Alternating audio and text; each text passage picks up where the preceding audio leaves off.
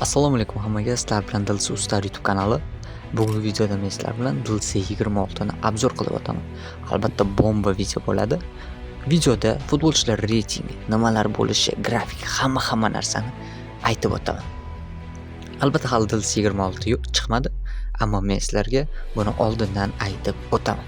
Agar sizga futbolchilar reytingi pastga tushgani yoki ko'tarilgani kerak bo'lsa, shu kanalga tashlab o'taman. Bu mening shaxsiy Telegram kanalim. Obuna ham bo'lib qo'yamiz. Birinchi bo'lib nazar tutsak, grafika juda ajoyib, atmosfera bomba. Hattoki kuboklarini ham, futbolchilar yuzlarini ham birga bir o'xshatib qo'yishgan. Ko'rib turibsiz, даже trener futbolchilarga o'rgatib o'tiribdi. Buni biz yaqqol dilisida ko'rishimiz mumkin. Hattoki jahl ham qilib qo'yadi. Jahl qilgani uchun sudya qizil berib chiqarib yuborishi ham mumkin ekan.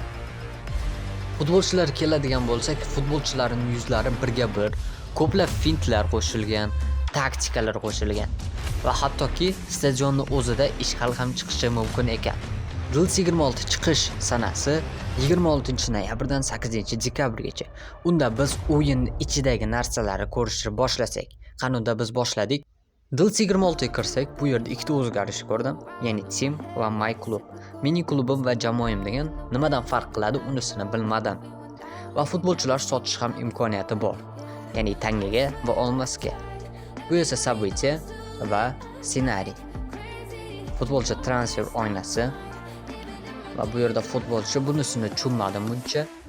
Keling reytinglar bilan tanishib chiqsak. To'liq reyting meni kanalimda tashab boriladi.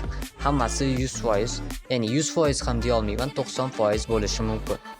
Messi 85 bo'lar ekan, ammo Ronaldo go'tlar 82. Nega buncha Ronaldoni past qilib qo'yadi, unisini bilmadim. Va albatta Haaland 88 bo'lar ekan. Hattoki Dilsi 26 chiqsa, o'zingiz futbolchi yaratib, o'z ismingizni ham yozdirsangiz bo'ladi. Buni Dilsi 19 o'ynaganlar biladi. Dilsi Life esa, ya'ni onlayn o'ynash hech qayerda o'zgarmagan, xuddi Dilsi 25 dagidek qolgan. Va hattoki Dilsi 26 da futbolchilarga tatuirovka tanlasa ham bo'lar ekan. Va shunday qilib videomiz tamom. Videoga like va kanalimizga obuna bo'lib qo'ying.